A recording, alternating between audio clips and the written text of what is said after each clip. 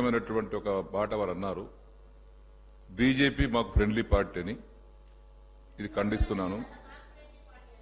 మా friendly party MIM party అన్న సంగతి తెలుసు, కానీ మాకు బీజేపీ ఫ్రెండ్లీ పార్టీ అని తెలియదు. దాన్ని ఖండిస్తున్నాం. దయచేసి ఆ రికార్డును తొలగించండి. రెండవది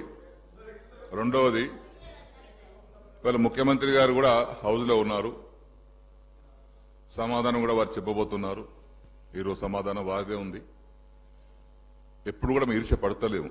అధికారం వస్తుంది, పోతుంది. తమ చిన్న వయసులోనే ముఖ్యమంత్రి అయ్యారు. అభినందిస్తున్నాం. మేము కూడా పూర్తిగా సహకరిస్తాం కూడా. 5 సంవత్సరాలు నిండుగా మీరు పరిపాలించాలని భగవంతుని వేడుకుంటాం.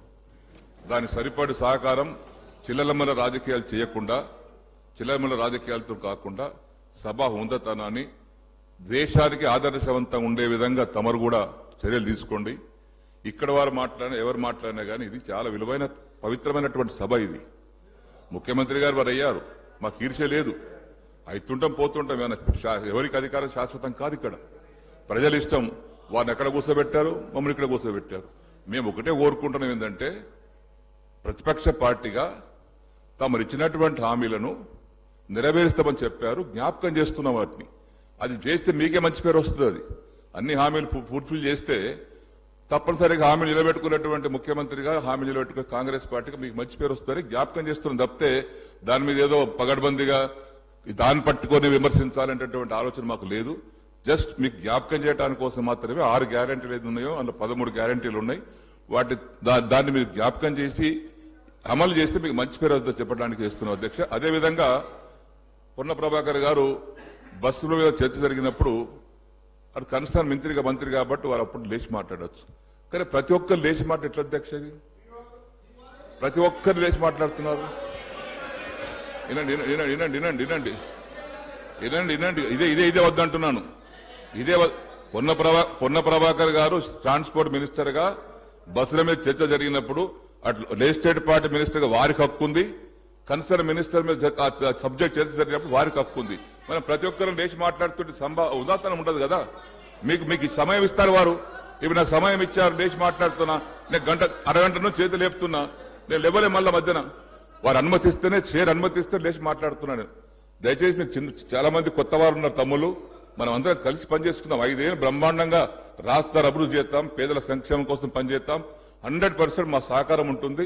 మాకు ఈర్ష్య సంవత్సరంకి వస్తాం, 2 సార్లకు వస్తాం, 3 సార్లకు వస్తాం. మాకు అక్కడ ఆశలేం లేవు. ప్రజలు ఇష్టం. మీరు అక్కడ, మేము ఇక్కడ. కాబట్టి అందరం కలిసి రాష్ట్రాన్ని కాపాడుకుందాం, ప్రజలను కాపాడుకుందాం. దయచేసి ఆ విధంగా అందరూ కూడా సహకరించవలసిందిగా, తమరు కూడా ఆ విధంగానే రూలింగ్ ఇవ్వవలసిందిగా దయచేసి విజ్ఞప్తి చేస్తా ఉన్నాను. శ్రీ పాయల్ శంకర్ గారు.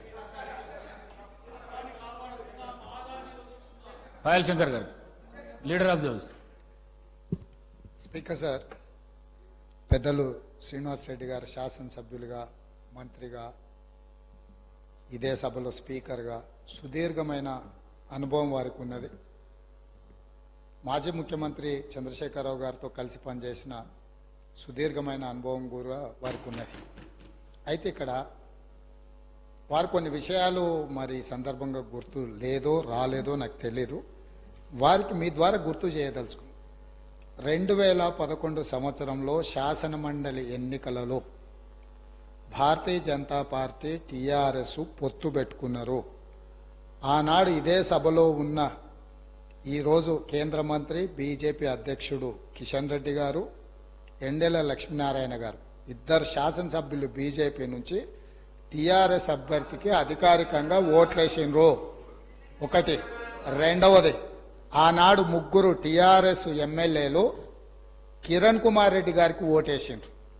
ఆ 3 ఎవరే అంటే ఏనుగు రవీందర్ రెడ్డి గారు, కావేటి సమ్మయ్య గారు, కల్వకుంట్ల విద్యాసాగర్ రావు గారు.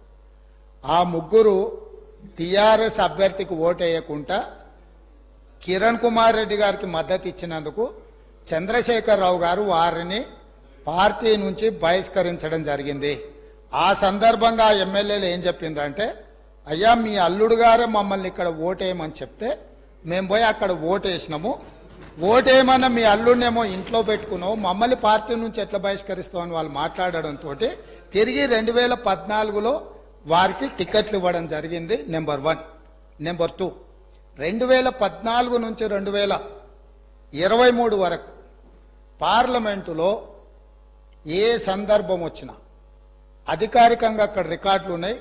కావాలంటే వారి పెద్దలు పోచారం శ్రీనివాసరెడ్డి గారు నామ నాగేశ్వరరావు గారికో లేకపోతే కేశవరావు గారికో వారు అడిగితే ఎన్ని బిల్లులు వచ్చినప్పుడు లోక్సభలో కానీ రాజ్యసభలో కానీ వారు ఎవరి పక్షాన నిలబడి ఎవరికి మద్దతు పలికినరో అక్కడ సజీవంగా సాక్ష్యాలు ఉంటాయి. త్రిబుల్ తలాక్ కావచ్చు, 370 ఆర్టికల్ కావచ్చు, రైతు వ్యతిరేక నల్ల చట్టాలు కావచ్చు, జిఎస్టీ కావచ్చు, నోట్ల రద్దు కావచ్చు, ఇట్లా చెప్పుకుంటూ వెళ్తే కొన్ని వందల బిల్లులు లోక్సభలో రాజ్యసభలో వచ్చినప్పుడు టిఆర్ఎస్ పార్టీ స్పష్టంగా ఒక సందర్భంలో రాజ్యసభ సభ్యుడు అక్కడ బిల్లు ఉన్నదంటే ప్రత్యేకమైన విమానం వేసుకొని పోయి మోడీ గారికి అనుకూలంగా ఓటేయడం జరిగింది. Bharatiya Janata party, BRS, BJP ఒకే రకమైన ఆలోచన విధానంతో గత 10 సంవత్సరాలు ప్రభుత్వాలను కలిసి నడుపుకున్నారు. వాళ్ళిద్దరు కలిసి చర్చించుకున్నారు. ఇంతెందుకు వాళ్ళ పార్టీ అంతర్గత విషయం ముఖ్యమంత్రి గారిని మార్చాలని ఇక్కడ చాలా మంది మాజీ మంత్రులు చంద్రశేఖరరావు గారిని దించేసేయాలి, తారక రామారావు గారిని ముఖ్యమంత్రిని చెయ్యాలని చెప్పి ఆ మంత్రివర్గంలో ఉన్న వాళ్ళే చంద్రశేఖరరావు గారి మీద అవిశ్వాసం ప్రకటించి తారక రామారావు గారిని ముఖ్యమంత్రిని చేయండి అని వాళ్ళు మాట్లాడినరు. వాళ్ళందరూ ఒత్తిడి తట్టుకోలేక చంద్రశేఖరరావు గారు వెళ్ళి నరేంద్ర మోడీ ప్రధానమంత్రిని కలిసి నేను అక్కడి నుంచి మా వాళ్ళు తప్పుకోమంటుండ్రు, తప్పుకుంటా తారక రామారావు గారిని తెలంగాణ రాష్ట్రానికి ముఖ్యమంత్రిని చేస్తా, మీరు నాకు అనుమతి ఇవ్వమని అడిగినరని, నేను వారసత్వ రాజకీయాలు లేకపోతే రాచరికాలను నేను సమర్థించను, నేను వ్యతిరేకిస్తున్నా, అది ఎలా సాధ్యమో అని నేను చంద్రశేఖరరావును నిలదీసినని భారత ప్రధానమంత్రి తెలంగాణ రాష్ట్రానికి వచ్చినప్పుడు స్పష్టంగా ప్రకటన చేసిండు. ఇప్పుడు పెద్దలు శ్రీనివాసరెడ్డి గారిని నేను అడుగుతున్నా, మీకు ఎలాంటి సంబంధాలు లేకపోతే, అనుబంధం లేకపోతే, ఆయన అనుమతితోనే మీరు నిర్ణయాలు తీసుకోకపోతే మీ పార్టీ అంతర్గత వ్యవహార ముఖ్యమంత్రిని మార్చుకోవడం అనేది, అట్లాంటి విషయం కూడా మోడీ గారి అనుమతిని అడిగిందంటే మీ బంధం ఫెవికల్ బంధం. ఒకవేళ మీకు కేసీఆర్ గారు చెప్తుండ్రో లేదో వాస్తవాలు ఒక్కసారి ఇప్పుడు నేను చెప్పిన చరిత్రను మొత్తము వారు తెలుసుకోవాల్సిందిగా నేను కోరుతున్నా. మీకు కొన్ని చెప్తాడు, కొన్ని దాస్తాడు. కాబట్టి దాసినై మీకు ఒకవేళ ఎప్పుడైనా అనుమానం వస్తే మీరు ఎప్పుడైనా నన్ను అడగొచ్చు, స్వేచ్ఛగా వచ్చి కలవచ్చు. మిగతా వివరాలన్నీ కూడా నేను మీ దృష్టికి తీసుకొస్తాను.